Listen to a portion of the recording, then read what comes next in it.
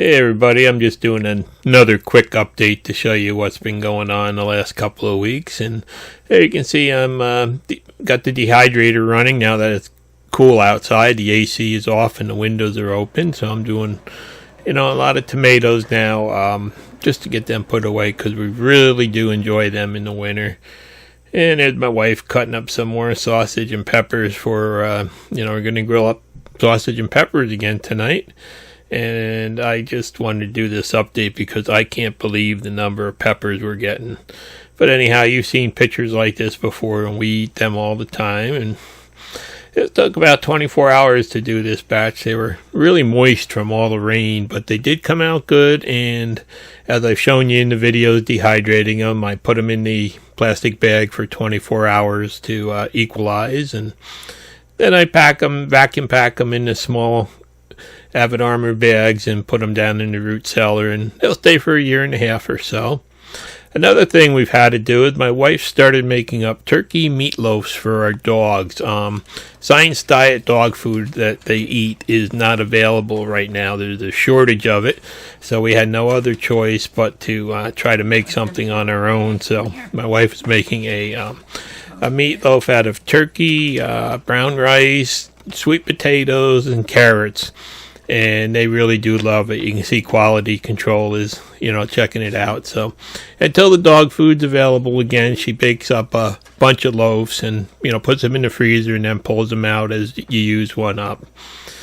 So that's another thing that we've had to do lately. And you can see I'm starting to get some of the bins cleaned out in the garden. My second batch of green beans is really coming pretty crazy there. And the peppers, really, I've never seen peppers like this before. And people ask me all the time, how do you grow good peppers like that? And I have no idea. The only thing I do is every spring I put fresh compost in the beds. You saw I dug up my compost pile this spring and put 2 5-gallon buckets in each bed basically. And that's it. Plant the plants. I start my own plants, plant them in. Just hopefully, they grow, and they always do. This year was really good, though, because of all the rain and the hot weather, I think. I think peppers are tropical, and there's another picking from those 8 Adjavarskis there. And, I got some of the little Dacunos there. And then the bells are starting to come in. You can see they're starting to come in. And some of them are like over 1 pound peppers. Look at the size of that thing. That's one of those Emerald Giant bells there. And it's just been an amazing year for peppers. I'm really hoping the plants die pretty soon. We've had so many. But anyhow, yesterday I picked a batch, and there you can see, really just pretty amazing. And there were a lot of rotten ones too because I didn't get to them in time. But I still wound up with about 60 pounds of peppers here loaded on the golf cart. And time to do another batch of pepper roasting. And there's just more than this many left out there to pick already. But one thing I had happen was I had my Nata Pino crossed with my Cubanellis. I had one plant that was kind of touching. 2 of them that were touching right next to each other. So I guess I've created a Nelapino, I'm going to call it now, and see what they are. They do have great flavor, too. And, a couple more tomatoes and my first zucchini off that second batch of zucchini plants. And here's those habanadas. They're about ready to pick, too. You can just see they're just a pretty amazing plant that gets really just loaded with the little habanadas, and they're really great pepper to pickle and use in sandwiches all winter long. And there's where the Nata Pinos are growing, and the Cubanelli plant that crossed is right next to it, just touching that one plant there. So that was a strange event. Let's go out, and tomorrow I'm going to be harvesting the sweet potatoes.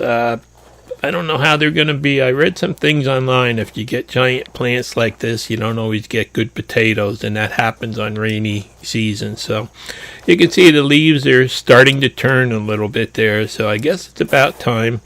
And those plants are about 3 foot tall, and they're kind of like a hedge right now. I just can't believe how big they've grown. So I'll do a video about that. And Here we are. I'm going up into the top section of the garden. I never really got mulched or anything with all the butternuts and pumpkins and stuff, and just fighting my way through here. First time I've been in there to see what's in there, and thought I'd just show you. There's some butternuts spread throughout the area up here. And I'll once I pick them, I'll show you exactly what I got. But it's one of those areas where you just throw the seeds in and you walk away and come back in the fall and you harvest it. I should have done a better job at mulching, but with all the rain and the heat and everything else, I never finished up. So that's the butternut section there, and then I'm getting up into the pie pumpkin section here. And they're hidden by leaves and stuff, but you can see there's some really beautiful pie pumpkins in there. There's an awful lot of them this year. I guess the rain helped, and there's some butternuts mixed in there. They're all kind of growing together now, and so I'll be harvesting them next week probably, and I'll just show you what I got out of it. It's always fun to just walk through this area the first time and see exactly what's there. And I do see one Connecticut field pumpkin there for jack-o'-lantern. And, so I just wanted to take a walk through here today and kind of give you an idea of what's coming. So then I went over and ran by the grapes just to see how they are on the way back up. And the first batch of grapes are the early Concords. They're ready to pick, so I've got to get out there and try to beat the birds and figure out what I'm going to do with these. And then the later Concords there that I use for wine are really, they're not turning yet, but they're really beautiful, and I've never seen so many of them. So hopefully the raccoons won't beat me to them this year.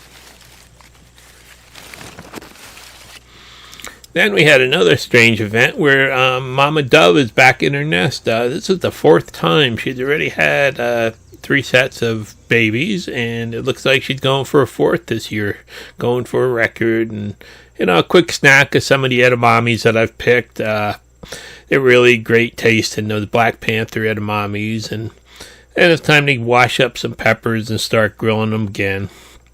And this is the second big roasting of red peppers I've done, and there's 9.5 gallons of them squished into a pot after 3 hours of roasting.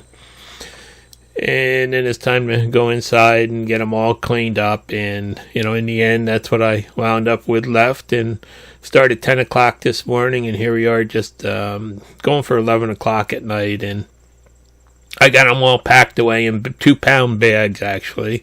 This time I went with bigger bags. And in the end, I had about 23 pounds of peppers total. So that really, they're really a great treat during the winter, and we love them. So just want to do an update, and pretty much all these things I've shown you, I've got videos about already that I really don't want to be repeating right now. And next video, you should get to see just how many sweet potatoes and how they did this year. This is my first year, so I'm excited to do the harvest. Hope everybody else is having a great harvest. Thanks for watching. Please subscribe.